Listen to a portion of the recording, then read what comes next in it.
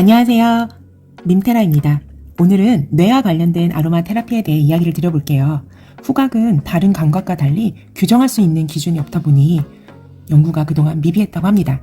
예를 들어 시각은 파장으로 정의를 할 수 있고 미각은 맛으로 구분할 수 있는 그런 방법이 있는데 향기는 떠올려지는 기준이 미비한 거예요. 풀냄새, 흙냄새, 근데 그 외에도 동물 냄새, 무슨 냄새 너무 다양하잖아요. 그래서 최근에는 그 연구가 굉장히 활발한 편이라고 합니다. 냄새 분자는요, 후각 수용체를 거쳐서 전기 신호로 바뀐 다음에 뇌의 변형계에 바로 전달이 됩니다. 변형계 안에 시상하부와 편도체에서는 스트레스와 감정에 의한 좋다 싫다의 판단을 하고요. 해마는 냄새와 관련된 정보를 찾아내서 특정한 기억을 떠올리게 합니다.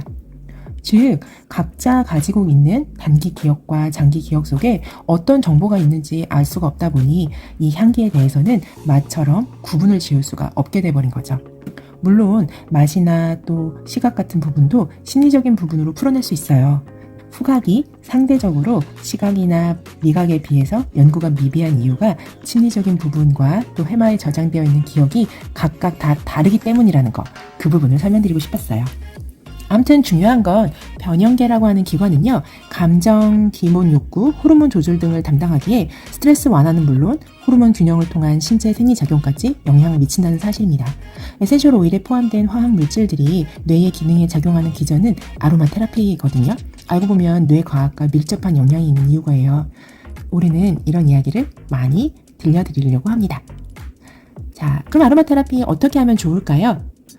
아주 간단하고 쉬워요. 에센셜 오일의 향을 흡입하고 코코넛 오일과 함께 바르고 빠른 효과를 위해 일부는 섭취하고 직접 블렌딩을 할 수도 있으며 또 DIY 제품으로 만들 수도 있습니다. 자연스럽게 돌아가는 그런 부분들이 일상화되게 되면 그냥 생활에서 아로마 테라피를 경험하지만 이 향기 분자는 우리 코를 거쳐서 나의 뇌 감각을 깨워주고 호르몬 균형을 맞춰주게 되는 거죠. 근데 이런 과정 너무 귀찮다고요?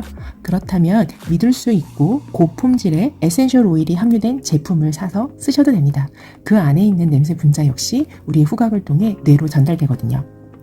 그리고 냄새와 기억, 감정에 대한 건 아무리 내가 좋다고 해도 식구 중에서는 싫어하는 사람이 분명 있을 수 있거든요. 그래서 우린 취향이란 단어를 쓰잖아요. 우리는 이 부분을 가장 중요하게 생각해야 합니다.